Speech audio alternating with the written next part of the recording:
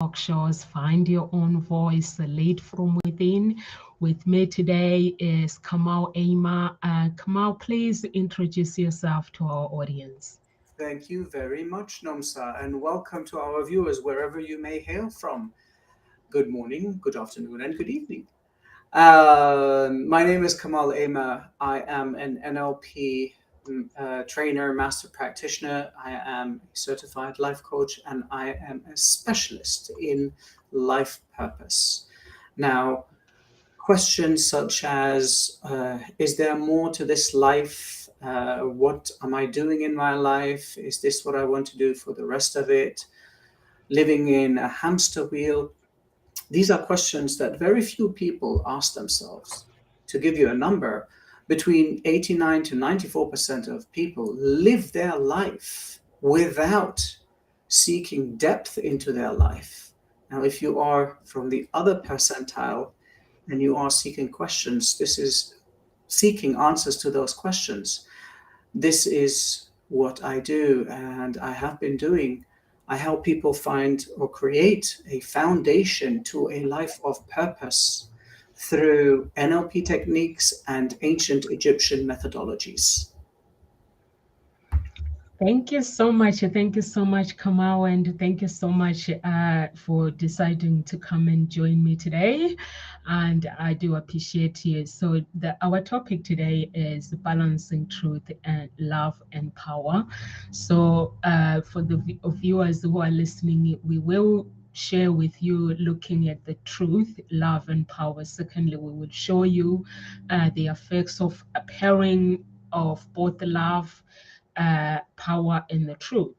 And love, basically, when we talk about love and power, we talk about authority, we talk about courage, we talk about the journey through intelligence using the principles of love and how everything, the three of them, can be combined together to basically create that foundation of love. And having the understanding of those principles, it will give you the purpose. It basically build a purpose in every area of your life, and that will align with these principles. So over to you, Kamal. How do you understand this topic? I'd like to hear your ideas regarding this topic. So, very straightforward. The reason what you are talking about, obviously, because we define words very differently one another. Um, what you are explaining here are some of the foundational rules that I teach through my course of life purpose. And for me, love is not about loving other people, it's about loving yourself. Now, it's not narcissism, take care, there's a fine line. Um, Power is not about control and power, controlling everything around you, controlling people or manipulation. Power is about the strength and the will that you create within yourself in order to find success in whatever reason or whatever field you decide what success is to you. Success is not having being a billionaire or having a mansion or having a partner and kids and all of that. Success is whatever you define it to be. Balance. Balance is the A and Z to life. Everything is to be done with balance. Breathing is done in balance. Emotions are shared in balance. Feelings are to be expressed and felt within balance. Work within balance. Love within balance. So we talk about love, balance, and power. They are all interconnected to creating a, a safe environment mentally to grow and achieve what you want to achieve in life. These are parts of the foundation um, rules that we express in the life purpose course.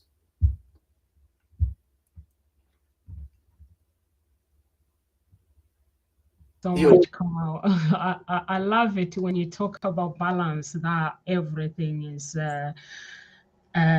balance, your emotions and everything. Would you say that love is more than just an emotion feeling, or love can be powerful than it gets? Or what do you think about um, love? What are the key components of love, basically, in your own opinion, with the things that you've learned um, about love? So when we talk about love, there are many forms of love. I mean, and people express love in many, many ways. And the word in its sense kind of has lost the its power. You say, "Oh, I love chocolate cake," and then you go around and you say, "Oh, but I love my children." Now, is that the same thing? Has it got the same value? Right? We give value to whatever we say and however we say it. Now, let's talk about love from a personal perspective, like one person inside, right? Love is very similar to the general expression is a glass of water. Now, if you are very thirsty and you have 2 sips of water in that glass and you drink, you will still be thirsty. If you have a big glass of water and you're thirsty and you drink half of it, that could satisfy you. You don't need to drink the whole glass. Considering that you've been satisfied with half of it, if someone near you needs water or wants water, you can start sharing that glass. Love works in loving yourself first.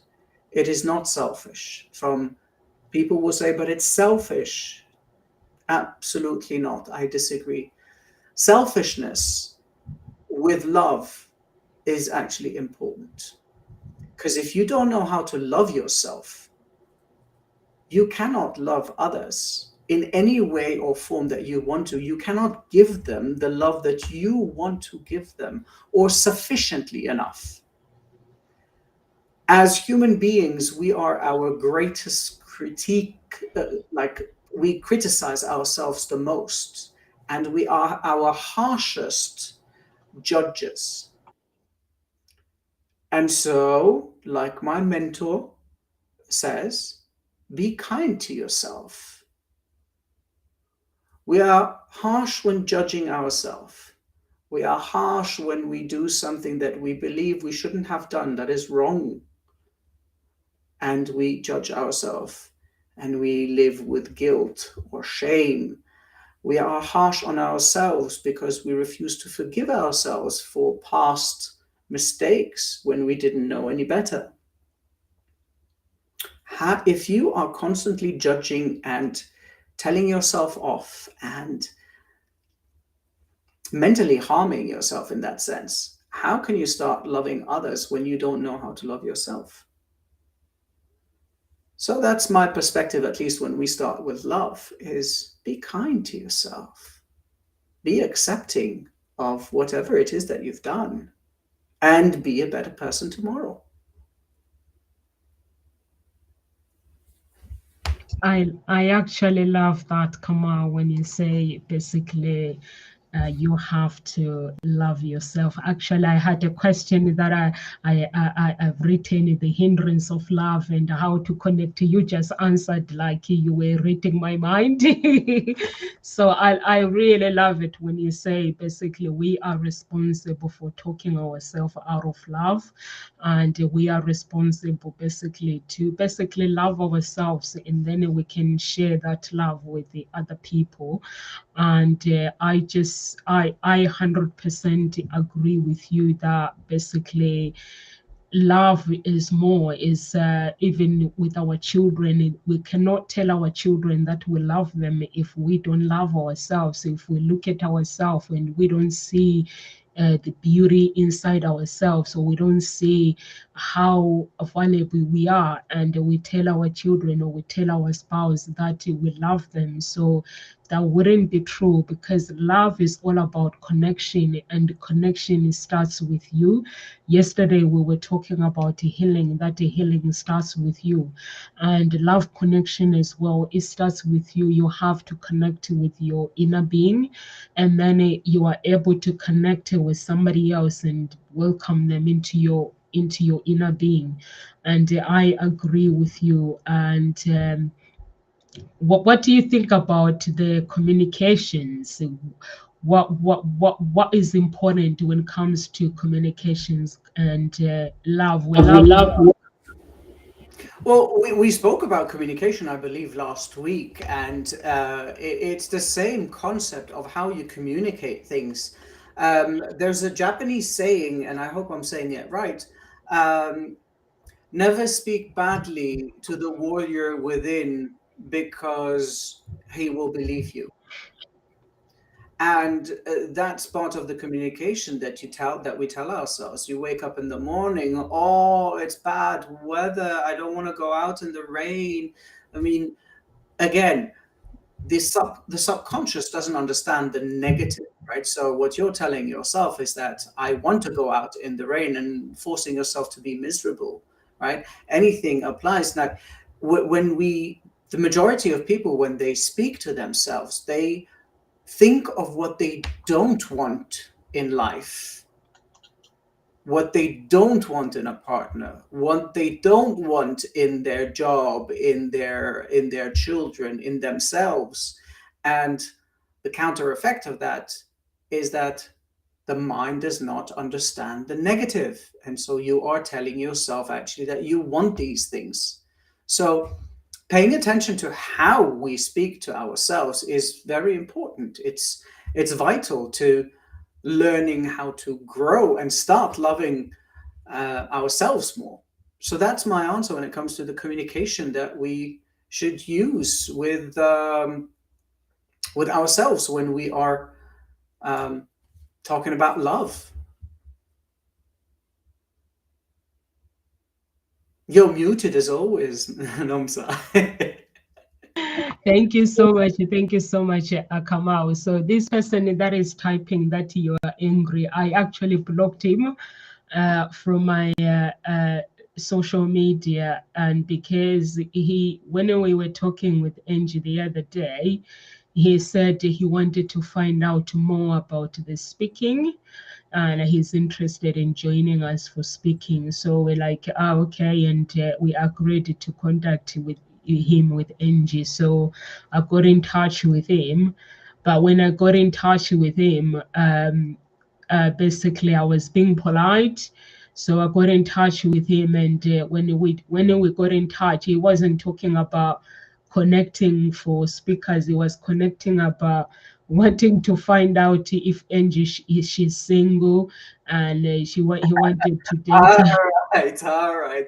Oh, no, okay, but that's fine. That's fine. So then it became like Angie, and then now he wants to know that am I single. So I was like, that's not the Let's agreement with move that. on. Yeah, Yeah, let's move on. so It so happens. that's why I was about to block him now here, but my heart says no, he can watch the show, but with boundaries as well. So I love, Kamano, when you talk about the communications and explaining the communications and stuff, or how we can actually benefit from communications, and how basically the hindrance can play a part as well if we don't communicate properly. And now I need to find out about disconnected mindset.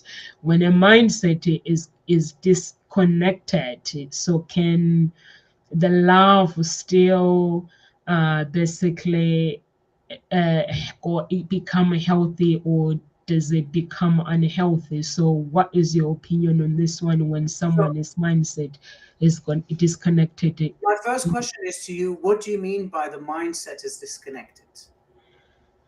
Basically, a person with a disconnected mindset is basically can be described as someone who often makes false assumptions, like instead of asking questions with their spouse or with their loved ones, they will always make assumptions and when Well, they are basically invited to a party where people are having great time around them, they might basically try to cause trouble, or instead of being genuine and enjoying. okay, so that what you're talking about here is completely different than what I understand about disconnected mindset. Now, if that person is doing that, obviously there are psychological reasons behind that, and there are behavioral reasons why people behave in certain ways, and they might have unmet needs themselves. A disconnected mindset to me is a person that doesn't have the mindset or to improve, to grow, to do whatever they want to do or necessary for their well-being, and and yet they still want to have that mindset. So that's how I see a disconnected mindset, right? Um, Most oftenly, what happens is that people with that mentality, it comes back to their belief system, and uh, your belief system, your core beliefs, not your peripheral beliefs. Now, your core beliefs, they motivate us. They drive us through life. They lead us to the places that we want to be. Now, if you have conflicting mindsets between a mindset and a core belief, what will happen is that your behaviors will be contradicting, like you're saying.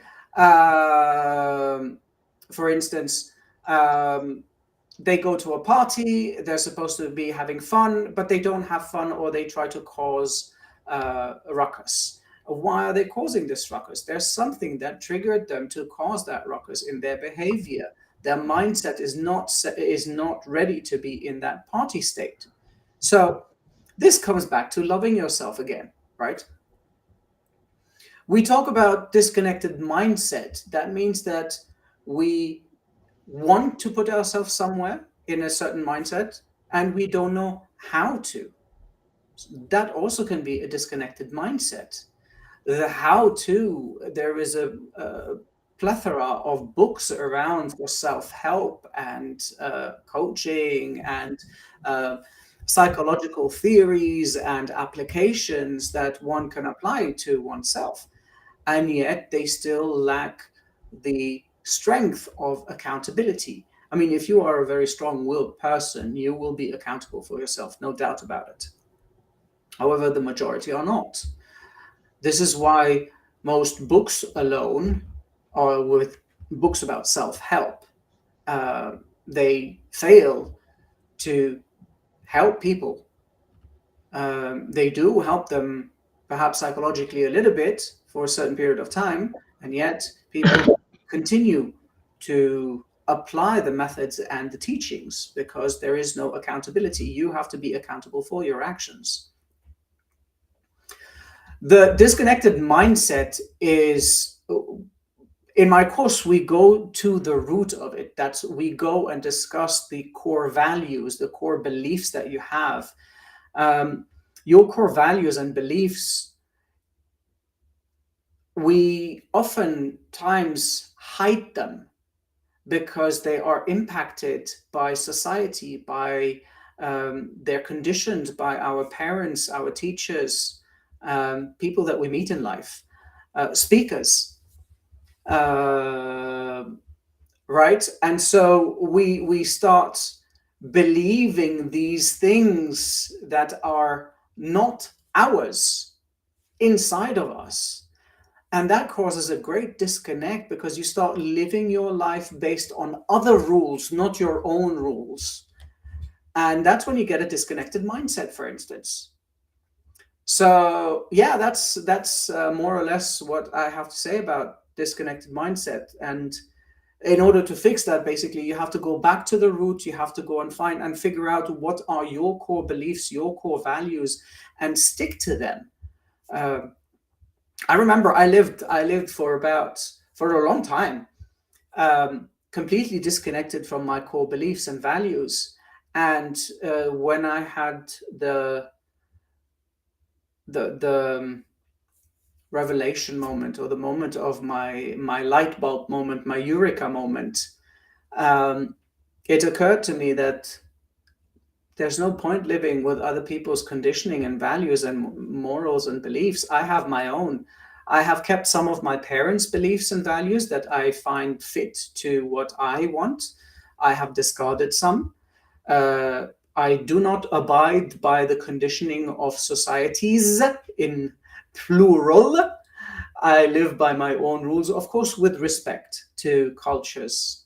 Um, and since I started doing that a few years back, I've been content with my life. I've been comfortable and satisfied with it. So yeah, it makes a big difference in life. But to come out when you say basically there is no point living with conditioning of society, or you have to know your beliefs, you have to know your values. And I think it is very, very important, because if you are somebody who is a follower, who follows people, whatever people do, then you end up getting disconnected from your values, you end up getting disconnected from your beliefs, and then there will be confusion. And the relationship as well, there will be confusion as well in that relationship, even with your children or your family. They'll get confused. But if you basically put your boundaries and say, this is who I am, and it's like, even you mentioned the speakers as well, that there are some speakers basically that they condition people to believe what they believe. I think it's very, very important. I've been attending the event for 3 days, basically with Shanda, doing coaching for 3 days, 6 hours, with 6 hours, no break, nothing, for 3 days. And basically, her point was, if you want to succeed in life, you have to basically know your values, you have to know your beliefs, and you have to use your values to succeed. If your values are to basically to find people who are successful like you and just show them. And she was like, you will never ask. She was like, people, they look at people who are successful and they're like, don't want to talk to me. And she was like, yes, you are right, there are some people who wouldn't want to talk to you, but there are some people who want to listen to you. But if you've never asked the answer, you will never know the real answer, whether it would have been a yes, it would have been a no. So she was like, you need to know your values, you need to know your beliefs. And you are saying the same thing as well, that your values, we are conditioned by our parents to live, because our parents basically at that moment, they were raising us believing that that's the right way. But then when we are older, we then have to find our own way of trying to basically create our own life and connect with ourselves and connect with our loved ones. When we meet our spouse, we don't have to treat them the same way like we saw our parents treat each other. We have to create our connection based on what we believe to be true about ourselves. So I actually agree with you when you say basically there is no point in living that life where you're trying to fit in with people, because it basically brings unhappiness, and you end up being grumpy and stressed and depressed for no reason. So if you basically know your values, like you say, and you know your beliefs, and you're standing by what you believe in, I think you'll be able to be the person that you want to be. Do you think a lack of social skills as well can contribute to disconnection? Oh, lack of social skills. That's a complete. like I would put that in a completely different criteria of talk, because it's I mean, this is psychology now, and I don't want to get into that. It's to put it, lack of social skills. Yeah, like because social skills, it plays a very, very important part. Like if you have the skills, you can express yourself, but if you don't have social skills, there will be lack of expressing basically yourself. Of And course. However, it doesn't mean having lacking social skills doesn't mean you lack personal skills. Doesn't mean like in inner personal skills. You can have difficulties meeting new people, introducing yourself, and being a little bit anxious and or an introvert, right? Um, and you can still succeed in life. You can still find, understand, and uncover your purpose. You could still meet people that align with you. So, the lack of social skills, I don't believe it has any. Um, it doesn't have a value to me on achieving that love and contentment or happiness in life. I don't agree with that concept. awesome, awesome. I actually. So how would you basically, now we understand all these things, the social, the fear, the everything that we spoke about. And did we talk about fear? We didn't talk about fear, and we didn't talk Oh, about I balance or think I power. think we need to talk about fear. Fear of rejection. Does fear of rejection affect? Is it any hindrance? In your own opinion, is it like a hindrance of love? Hindrance to love? Fear of rejection. Well, the fear of rejection, it really comes from, again, this is a psychological perspective, because you have to figure out where that fear is coming from. Have you been rejected as a child? Do you have a trauma uh, that is there from childhood, related to parents, related to your first love, related to insecurities? So again, it's a psychological perspective and contemplation at that stage. Fear of rejection is very normal. It can come from a perspective of um, respect. It can come from a perspective of that no. Um, Interesting, when they were in sales. I have this from a person that I know, and very close to the family. And when he was teaching his sales people, he has his own he had his own company, and like he built everything from scratch. Millionaire, lost it, became again, lost it, like almost an Onassis kind of story. Um, he used to teach the sales representatives that there's nothing such as no. No simply means next opportunity. And if we apply that mentality to anything in life, there's a reason why we are getting rejected. Um, in partnerships, we get rejected because maybe it's not the right time. Maybe we're not presenting ourselves as a person that has something to contribute to that person's life. Uh, it also can be and will probably be based on the other person's perception. Are they a person that takes you at face value? Do they judge you by the did you paint your nails or not? Are you wearing sandals? Are you wearing shoes, pointy shoes, open shoes, square shoes? What kind of clothes you're wearing? Did you shave? Do you have long hair, short hair? All of these criterias that people put on who they want in their life based on, I'm going to say, visual things, hinder people to connect. Um, some people are very good at connecting with people and getting what they want and I'm talking about manipulation, right? Psychological manipulation, presenting themselves in a way that is appealing to others, and yet they don't believe it themselves. Things come crashing. Again, lying to yourself. So again, like what I'm talking about here is rejection is there, the fear of rejection is there. Be afraid of it, do it anyway. Experience rejection, see how it feels to you.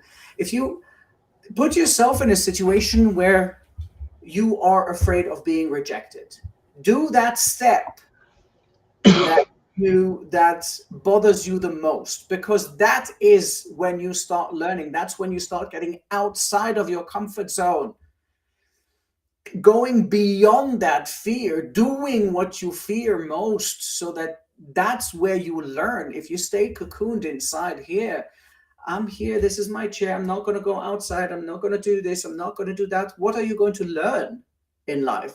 But that's the majority of people. Majority of people stay there, right? Now, you want to learn where your fear of rejection comes from.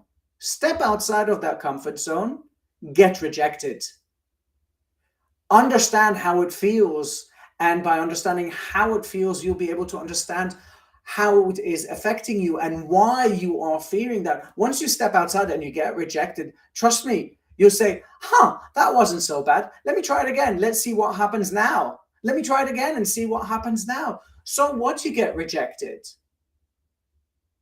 so what will it, it's not the end of the world. You see, this is not a move that will cause you to die. It is not fatal.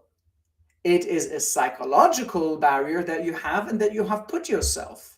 You are safe in that psychological safety zone. It's your comfort zone. You want to learn? Get out of it. Step out of it. Just touch. You don't have to try it very hard. Just go outside and go like, yeah, no, I'm not doing it. Make a fool out of yourself. That's when you start learning. So that's what I have to say about fear and fear of rejection.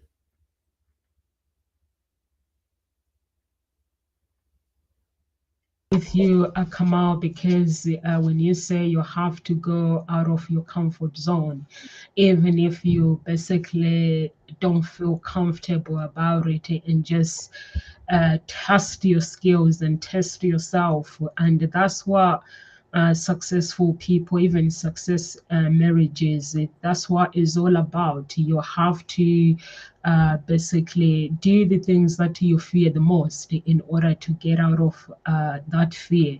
And because otherwise you wouldn't know. Like I've never done social media before going live. But I did try it going live, and I was like, oh, the first day I was like, okay, that's how it is. And the second day, and the 1 week came, and I was like, actually, I mean, I'm enjoying this. It's actually, I'm learning out of this. So just do the things that you wouldn't basically do and get rid of fear, because sometimes we fear things that basically are not important. We fear rejection, and rejection is the most, is the basically is the biggest problems for people to basically connect, because when you fear something, you fear losing. Like even if you are in a relationship, you fear losing that person that you are in a relationship with, and that fear can end up being like a paranoia, like you being paranoid, or every text comes in or every phone calls comes in, you're basically fearing that who are they talking to, who are they communicating with, instead of you developing your own skills and everything else. Let everything else falls into place, because we not basically, the connection is built on going out there, putting yourself out there. And if you are dating somebody, like you, I like when you say we judge people as well by what they were, the Yep. outer world.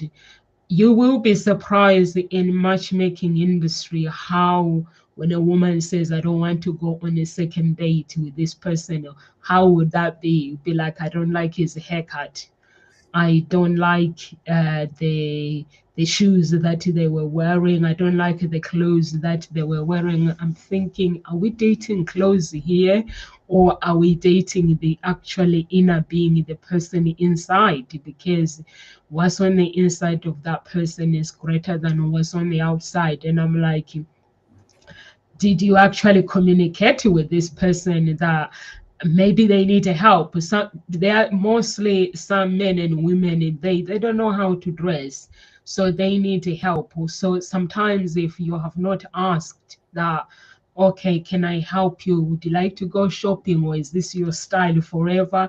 Some people will be like, no, I love going shopping as long as you're not controlling me or choosing what I need to wear. Just give me some hints, some advice. I'm up for it. But basically, I agree with you when you say people judge people based on the shoes, based on their outer world. It happens a lot. Yeah. For me, basically, I've learned that the hard way. I don't judge a book by its cover, no matter how beautiful you look on the outside. I want to know what's on the inside. You like, it's like as a matchmaker, you find that for in order for you to work with someone for 6 months or for a year, you have to evaluate their character. This person, will we be able to connect for this period of time together, or we not? If you see that you're not going to connect with this person, you don't take them as a client.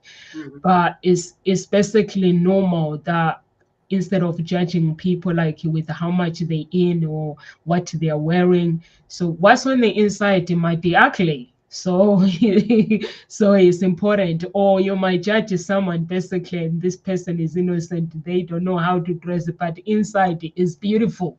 Yep. So Yeah, you have to get to know someone.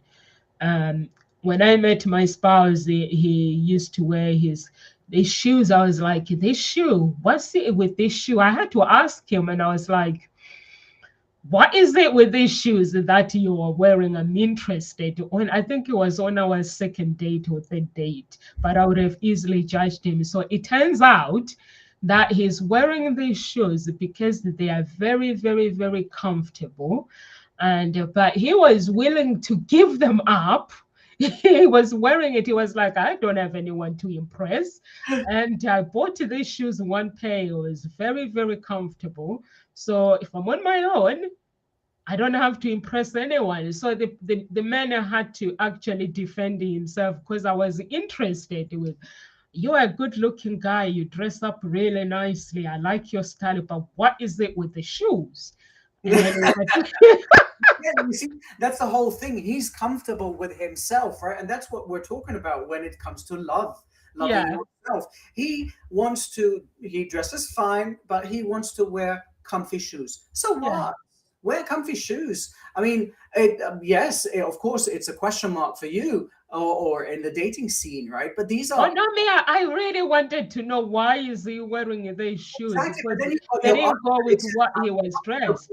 That's Yeah, it, uncomfortable. And that's the important thing when we're talking about love, about confidence, about how to experience life, right? From a balanced perspective, talking about core values and beliefs. Are you comfortable with who you are? yeah, That's the most important part of it all. If you're comfortable and you want to stay in that comfort zone, that's fine. That's your choice. If you yeah, want to experience something else, then you I'm not going to say you need to, but if you do want to experience something new, then in that case you have to take risks. And you have to be courageous to take risks. And I'm going to quote Muhammad Ali, the greatest. He who is not courageous and takes risks will accomplish nothing in life. So I take love that. risks, get out of it, get out of that comfort. It's fine to be in your comfort zone for a while, but then just get it. If this is your comfort zone like that big, let's say like that big, take a tiny step and expand it a little bit, and then next time expand a little bit more, and a little bit more, and a little bit more, and a little bit more, bit by bit. You don't have to take giant leaps. Take a tiny step at a time. Yeah, honestly, I had to ask about the shoes, the story about the shoes, and it was like, I've been single for a very long time, and I love these shoes, and I was like, wow, that is awesome. But I could have easily judged him, and I wasn't interested, but I knew there was a story behind these shoes, so I had to ask. But then the shoes disappeared on their own. Now, now we went shopping, and it was like, okay, I need to dress up with something that complemented with what you're wearing, these shoes. So he came back. There's a fitted shop that he likes. So he just went with this guy and they sorted out his clothes. But if I didn't know that, I would have easily judged the poor guy and said, you know what? I don't like his shoes, and you're making really a common sense come out, because there are so many people who are missing out based on the outer look. When they meet women, they're like, I don't like how she dresses. She has not had her nails done. Like, I don't like that. But instead of just getting to know somebody, because not everyone wants to have nail extensions.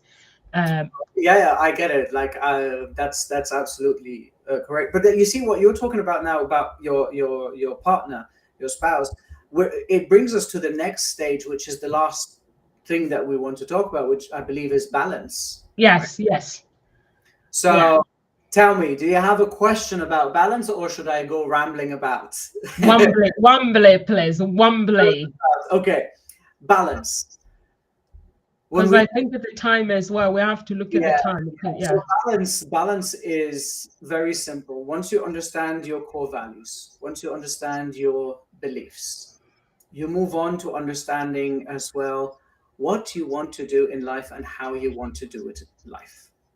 What you want to do and how you want to do. The how comes based on your beliefs, on your values. Hmm. The what you want to do is everything that you have learned in your life based on your experience, based on your talents, based on your skills, based on your knowledge, based on what will make you content. Now, I'm not saying happiness on purpose, because you can be sad and happy at the same time. You can be poor and happy at the same time. You can be unsuccessful in a business manner and still be happy. You can wake up in the morning deciding to be happy. Happiness has nothing to do with contentment. If you are content, though, if you do get that to that part of your life where you are content, meaning that you will have balance in your life. If you do have that balance in your life, without a shadow of a doubt, you will be happy, you will be successful, you will find love within yourself and around you, no matter what it is. Contentment based on everything that you will learn, based on everything that you have decided, your values, your core beliefs, uh, what you want to do, how you want to do it. Do things that give you pleasure in life. Why always do things that you don't want to do, that you have to do? You don't have to go to work from 9 to 5. You don't have to. You don't have to do the job that you're doing, because it is a job. And if I ask the majority of people, and I ask them, what do you do? They go like, oh, I'm an accountant, I'm a lawyer. But no, that's not what you do, right? You ask me what I do, even though I have a job between quotation, and I'm putting it between quotation for a reason, and I'll say it now. You ask me what I do, I'll say I train and coach people to live a better life.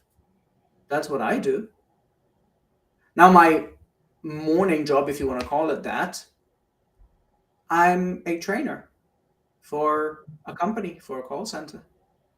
I train new employees, old employees. I coach supervisors on how to talk, to communicate. I coach individuals on how to better themselves. But you see, it's not a job for me. This is part of my passion. This is part of my purpose. I wake up in the morning an hour before I start work, and I work from home. An hour before, I have a coffee, I read, I meditate, I wash up and do whatever I want to do. And all of that, whether I have the kids or not, when I have them, I go and wake them up, make them breakfast, drop them off at school. All of that is done. And I still have time for myself, 5-10 minutes before I start working. But it's not work, because I come ready to enjoy my day. It's something that I'm passionate about. It is not a job anymore. And to me, that is balance.